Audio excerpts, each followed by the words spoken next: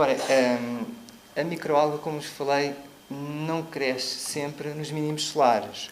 E, portanto, uma das coisas que é conhecido que a atividade solar interfere a nível terrestre é na variação, portanto, geomagnética terrestre. Portanto, há índices que já são arquivados há bastantes décadas. Um deles, que eu vou trabalhar aqui, é o índice geomagnético A. Portanto, a variação é influenciada pela atividade solar, mas ela está um pouco desfasada da atividade solar. Por exemplo, vocês têm aqui, sim, a preto o fluxo de rádio, e cerca de 2 anos mais tarde, ocorre aqui, sim, o máximo, portanto, da perturbação geomagnética, que é o índice AA. Está um desfazamento. Eles são influenciados, o índice geomagnético é influenciado pela atividade solar, mas há ligeiros desfazamentos. Portanto, não ocorrem necessariamente as perturbações geomagnéticas da mesma altura.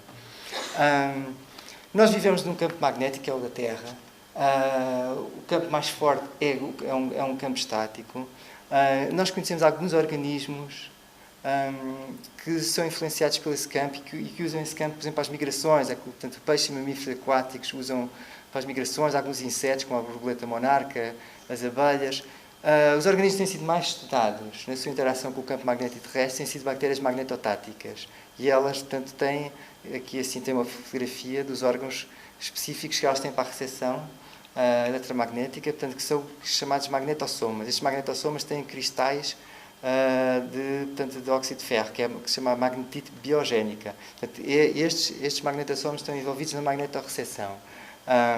Agora, quando nós falamos no índice geomagnético, por exemplo, se nós compararmos com a intensidade do campo estático da Terra, ela é cerca de tipo 44 microtesla. As perturbações geomagnéticas são perturbações muito mais fracas, na ordem dos nanoteslas. Tem havido algumas hipóteses para tentar compreender como é que poderá haver interações entre os seres vivos e, portanto, energias muito fracas, campos muito fracos. Um deles, por exemplo, é a ressonância de ciclotrão. Vocês conhecem aplicações da ressonância de ciclotrão no vosso dia-a-dia, na medicina, portanto, na tomografia de ressonância magnética nuclear. E, portanto, o que é usado é um campo magnético fixo e um campo oscilante. Obviamente são campos muito fortes.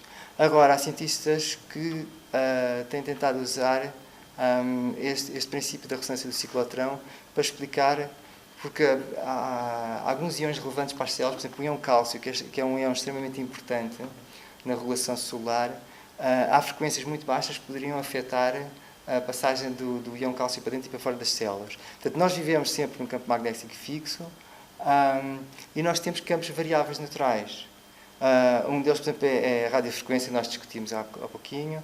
Outra variação é mais terrestre, digamos assim, que é um índice geomagnético, que nós vamos ver agora. Há alguns estudos em laboratório, portanto, que têm posto em questão o efeito desse magnetismo variável. Portanto, e a hipótese será, portanto, a tal deslocação do cálcio através da membrana. Mas estes estudos são bastante difíceis de efetuar e há grupos que encontram resultados controversos. Portanto, aqui estes grupos MacLeod, Smith, Rees, e nestes trabalhos encontraram, por exemplo, quando se expõem algas, este caso aqui é a Anfracophefiformes, há aumento da mobilidade da microalga. Mas, por exemplo, há outros autores que também tentaram estudar e eles não encontram evidências para o efeito da ressonância do ciclotrão. Portanto, este campo da biofísica é um campo bastante difícil de obter reprodutibilidade nos resultados. Daí, portanto, todos estes efeitos de energias muito fracas serem bastante questionados por muitos cientistas. Agora, quando relacionamos o índice geomagnético com a ocorrência de algumas biotoxinas, nós temos uma ocorrência semelhante à que vimos anteriormente. O índice geomagnético varia desde níveis baixos, isto no mesmo período, de 1997 a 2010, varia entre 10, por exemplo, entre 30 nanoteslas. A ocorrência de PSP com níveis bastante baixos, que é estatisticamente significativo. Agora, a ocorrência de outras toxinas habituais na nossa costa, a amnésica, o ácido oxalato, a fitotoxinas 2, ocorrem ao longo de todo o ciclo solar, portanto, ao longo de uma grande variação geomagnética. Portanto, quer níveis baixos, quer níveis altos. A mesma coisa que na figura anterior que nós vimos, quer portanto, à esquerda que à direita, temos os limites mais vestigiais, ou os limites que nós consideramos os limites acima do limite regulamentar, são os que desencadeiam a proibição da pesca. Portanto, mesmo com níveis baixos, observa-se aqui uma associação com níveis geomagnéticos baixos. Vocês têm aqui a variação geomagnética ao longo do decurso que nós temos dados de monitorização. Houve anos em que não houve ocorrência de toxina, portanto temos aqui 87. O que é que acontece? Como eu vos falei que aquela ocorrência desde o solstício de verão para o solstício de inverno parece que ser uma janela de oportunidade em que esta alga aparece recorrentemente. Temos aqui em 87, o que acontece? Quando estamos no segundo semestre do ano, o índice geomagnético sobe. Aqui, novamente, em 96, em que esta alga não aparece, sobe.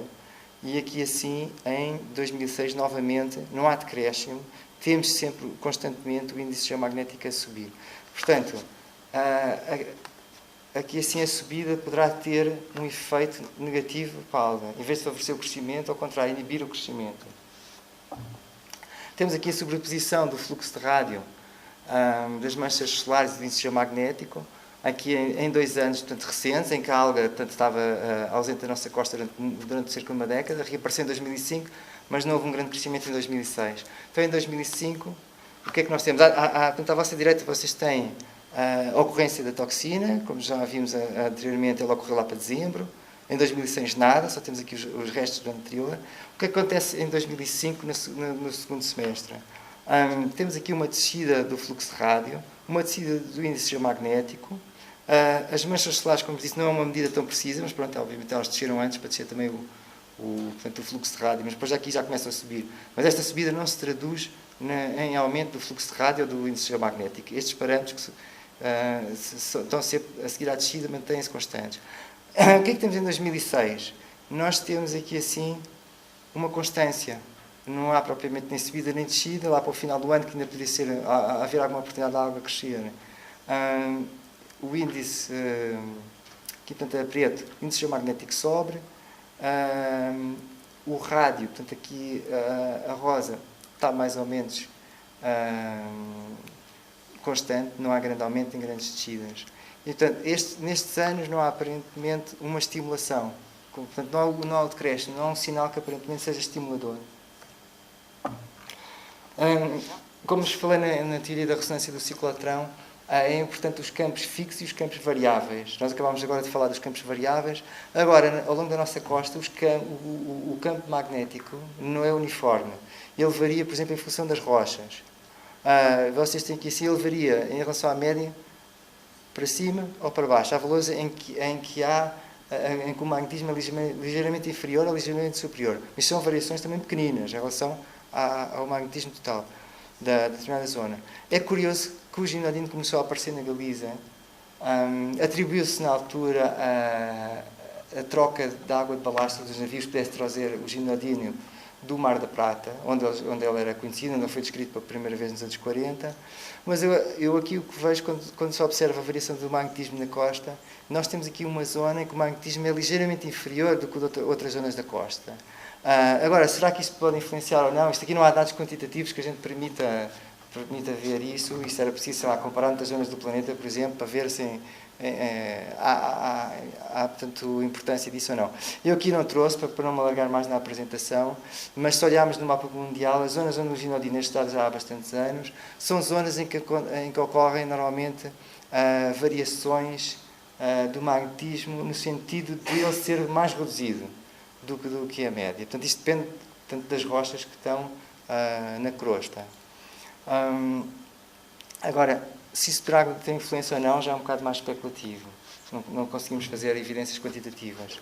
Portanto, agora resumindo isto, o PSP causado pelo ginodino ocorre intermitentemente, usualmente no período estival outonal do ano. E isso ocorre à semelhança de outras regiões do planeta, por exemplo, como a Tasmânia. Os níveis elevados do PSP parecem estar associados aos mínimos solares. A distribuição mensal do PSP foi estatisticamente associada com baixo fluxo de rádio. O mesmo não sucede com outras toxinas habituais da nossa costa, no caso das toxinas amnésicas ou das toxinas diarreicas. O declínio prévio da atividade solar poderá funcionar como um estímulo, uma espécie de um sinal fotoperiódico. A frequência de meses com que o PSP a frequência de meses com PSP acompanha a redução da declinação solar, poderá funcionar também como um estímulo periódico sazonal. A radiação ultravioleta aparentemente não será responsável. É colocada aqui, portanto, a hipótese que a radiação milimétrica seja a radiação responsável por alguns efeitos deletérios na célula. Portanto, isto possivelmente devido a um efeito de ressonância com o tamanho das células na natureza, que elas existem em cadeias longas. A distribuição mensal portanto, da toxina PSP teve associada estatisticamente a baixo nível de índice geomagnético. Isso não sucedeu com outras toxinas habituais da costa, como é o caso de toxinas amnésicas e diarreicas. O aumento na atividade geomagnética poderá ter um efeito inibidor portanto, da ocorrência desta microalga e, portanto, da acumulação respectiva das toxinas nos músculos bivalves. E, enfim, criou uma hipótese que os campos magnéticos, portanto, do magnetismo crustal, poderão ter algum efeito na ocorrência pontual da toxina em determinadas regiões da costa, portanto, porque em princípio seja portanto, o magnetismo mais deficiente e não o magnetismo aumentado. Esta variação do magnetismo tem a ver com a orientação das rochas, como elas estão magnetizadas, consoante vocês sabem que o planeta está em constante mutação e formam-se novas rochas. E o campo magnético fica fixo consoante a orientação magnética que nós temos. Se os polos inverterem, esse magnetismo vai ficar invertido. E, portanto, com a deslocação das rochas, nós podemos ter rochas que têm o sinal invertido e, portanto, cancelarem essa intensidade magnética pontualmente. Agora, o que nós vemos aqui é também que o PSP aparentemente não teve uma tendência crescente. Ele é cíclico, portanto, não está a ocorrer mais do que ocorria há uns anos. Há anos que não ocorre, portanto, não há uma tendência crescente. O que aparenta é que esta variação é natural, esta ciclicidade do PSP. E pronto, obrigado pela vossa atenção. Ao longo destes anos contribuíram muitos colegas aqui, não só de Algés, também colegas de Aveiro, que têm contribuído para um grande esforço de amostragem ao longo destes anos. E, portanto, estes dados foram todos obtidos com a série de Aveiro, que é uma das séries que nós temos há mais anos com o registro ininterrupto. Este trabalho também foi inspirado por alguns estudos de eletromagnetismo natural. Por exemplo, uma das revisões que me inspirou para isto foi uma do Neil Cherry, que é um epidemiologista que já faleceu.